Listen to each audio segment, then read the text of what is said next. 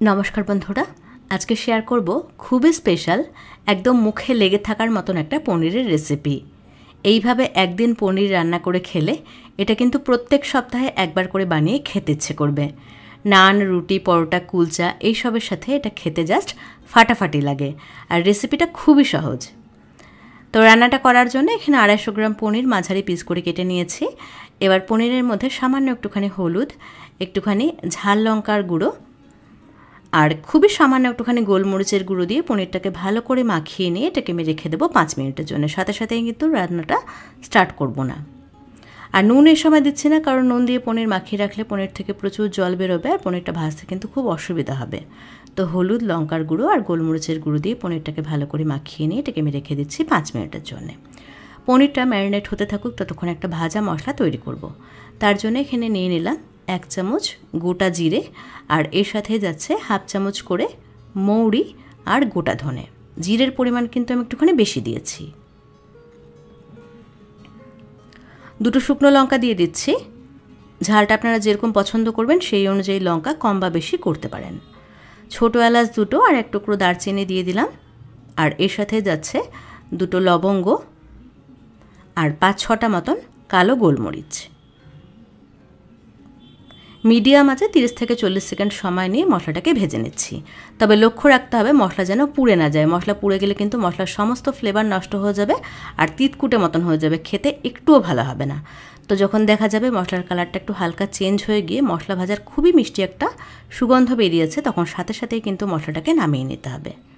আর এখানে আমি মশলা একদম অল্প করেই তৈরি করেছি, যেহেতু পনির আমি একদম অল্পই নিয়েছি। 250 গ্রাম পনিরের জন্য যেটুকু মশলার দরকার সেটুকু আমি এখানে তৈরি করলাম।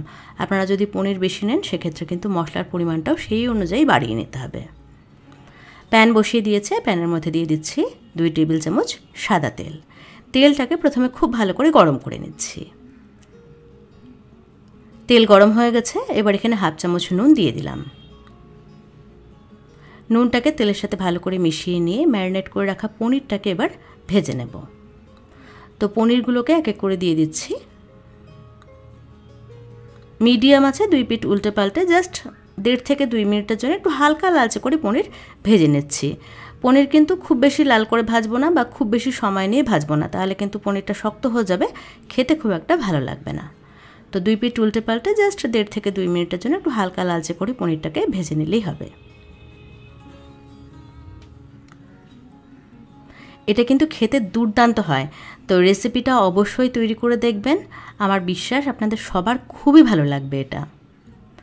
আর এটা খুব স্পেশাল একটা রেসিপি, যে কোনো স্পেশাল দিনেও কিন্তু এই রেসিপিটা আপনারা তৈরি করতে পারেন। তো পনির এখানে আমার ভাজা হয়ে গেছে, এবার এটাকে আমি তুলে রাখছি। এর থেকে বেশি কিন্তু পনিরটা আর ভাজবো না। পনির ভাজার পরে প্যানের মধ্যে বেশ অনেকটা তেল আছে, এখানে দিয়ে দিচ্ছি বড় সাইজের একটা পেঁয়াজ। পেঁয়াজটাকে একটু মোটা মোটা করে আমি কুচি করে নিয়েছি। 5 কোয়া রসুন দিয়ে দিচ্ছি আর 1 ইঞ্চি আদা ছোটো টুকরো করে কেটে রেখেছিলাম, তো সেটাও দিয়ে দিলাম। আর এর সাথে যাচ্ছে 3টে কাঁচা লঙ্কা। ঝালটা অবশ্যই নিজেদের টেস্ট অনুযায়ী দেবেন। এবার মিডিয়াম আছে 1.5 থেকে 2 মিনিটের জন্য সব কিছুকে একটু হালকা লালচে করে ভেজে নিচ্ছি। মানে পেঁয়াজটা যতক্ষণ না একটু নরম হয়ে আসছে ততক্ষণ পর্যন্ত ভেজে নিতে হবে। তো পেঁয়াজটা দেখুন বেশ নরম হয়ে এসেছে, পেঁয়াজের কালারটাও কিন্তু চেঞ্জ হয়ে গেছে। এবার এখানে দিয়ে দিচ্ছি 5 থেকে 6টা মতন কাজু বাদাম। কাজু বাদামটাকে দিয়ে মিনিট খানেকের জন্য ভেজে নিচ্ছি। সব কিছু খুব ভালো করে ভাজা ভাজা করা হয়ে গেছে। এবার এখানে দিয়ে দিচ্ছি বড় সাইজের একটা টমেটো।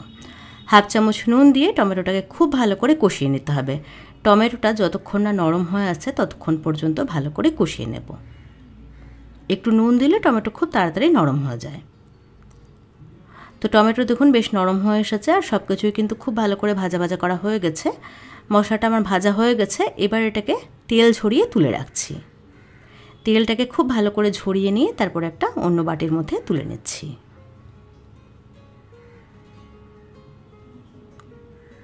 এই ভাজা মশলাটাকে পুরোপুরি ঠান্ডা করে নিয়ে তারপরে এর একটা পেস্ট তৈরি করে নেব।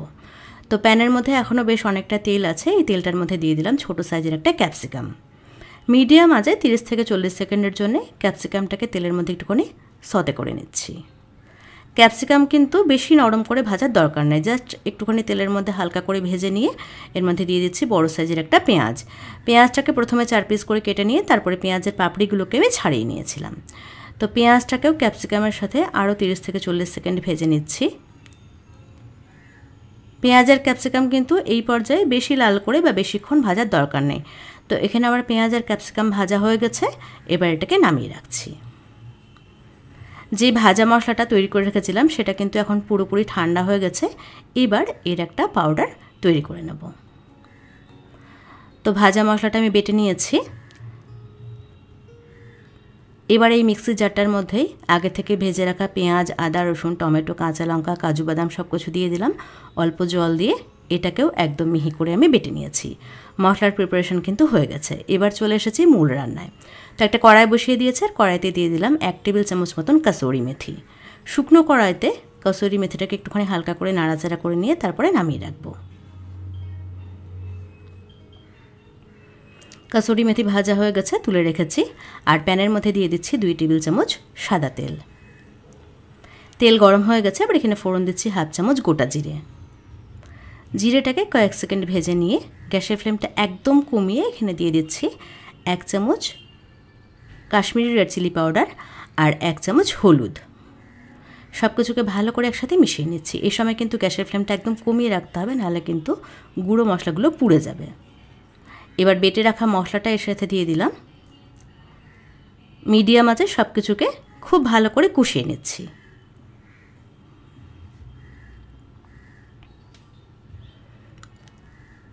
তো 3-4 মিনিট মশলাটাকে আমি খুব ভালো করে কষিয়ে নিয়েছি। দেখুন তেলটা কিন্তু সাইড হতে শুরু করেছে। এবার এখানে যে ভাজা মশলাটা তৈরি করে রেখেছিলাম সেখান থেকে 3 ভাগ মশলা দিয়ে দিলাম, আর অল্প পরিমাণে একটুখানি রেখে দিয়েছি, একদম শেষে দেব। তো ভাজা মশলাটাকে ভালো করে মিশিয়ে নিচ্ছি। সব কিছু খুব ভালো করে কষিয়ে নিয়েছি। এবার এখানে খানিকটা জল দিয়ে দিলাম, মানে বাটিতে অনেকটা মশলা লেগেছিল, তো সেটা ধুয়ে 1/2 কাপ মতন জল এখানে আমি দিয়ে দিয়েছি। জলটাকে ভালো করে মিশিয়ে নিয়ে আগে থেকে ভেজে রাখা পেঁয়াজ আর ক্যাপসিকামটাকে দিয়ে দিলাম। সব কিছুকে খুব ভালো করে কষিয়ে নিচ্ছি। গ্যাসের ফ্লেমটাকে কিন্তু মিডিয়ামে রাখতে হবে। যতক্ষণ না জলটা টেনে গিয়ে তেলটা সাইড হতে শুরু করছে ততক্ষণ পর্যন্ত আমি ভালো করে সব কিছু কষিয়ে নিয়েছি। এবার এখানে আগে থেকে ভেজে রাখা পনিরটা দিয়ে দিলাম, আর পনিরের সাথে দিয়ে দিচ্ছি অল্প পরিমাণে একটুখানি জল। পনিরটাকেও মশলার সাথে ভালো করে কষিয়ে নেব। এইভাবে এই রান্নাটা করলে এটা কিন্তু খেতে দারুণ টেস্টি লাগে।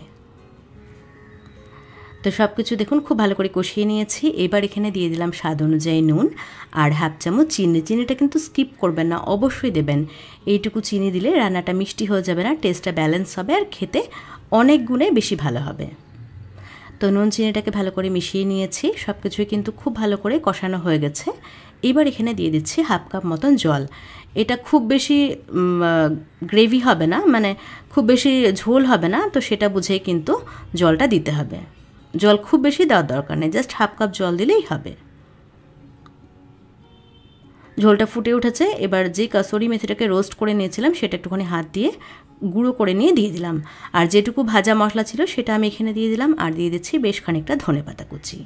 নুন ঝাল আর মিষ্টিটা কিন্তু অবশ্যই এই সময় একবার টেস্ট করে দেখবেন, সেটা নিজেদের টেস্ট অনুযায়ী আপনারা দিয়ে দেবেন। আমি কিন্তু আমারটা অ্যাডজাস্ট করে নিয়েছি।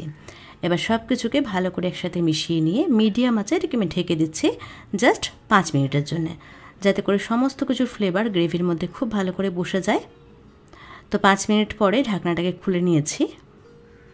দেখুন উপর থেকে কিন্তু তেলটা ভেসে উঠেছে, গ্রেভিটা বেশ অনেকটাই ঘন হয়ে এসেছে। রান্নাটা অলমোস্ট শেষের দিকে। নামানোর আগে দিয়ে দিলাম জাস্ট 1 টেবিল চামচ মতন ফ্রেশ ক্রিম। ফ্রেশ ক্রিমটা দিলেও হয় আবার না দিলেও হয়, তো এখানে আমি 1 টেবিল চামচ মতন দিয়েছি। ফ্রেশ ক্রিমটা দিয়ে ভালো করে মিশিয়ে নিলে তৈরি একদম রেস্টুরেন্টের স্টাইলে কড়াই পনির। এইভাবে এই রেসিপিটা করলে এটা কিন্তু যে কোনো বড় নামি দামি রেস্টুরেন্টের স্বাদকে হার মানাবে। নান, রুটি, পরোটা, কুলচা এইসব দিয়ে এটা খেতে জাস্ট ফাটাফাটি লাগে। তো কেমন লাগলো আজকের রেসিপি সেটা অবশ্যই আমাকে কমেন্টস করে জানাবেন। ভিডিও ভালো লাগলে একটা লাইক করবেন আর চ্যানেলটাকে সাবস্ক্রাইব করবেন।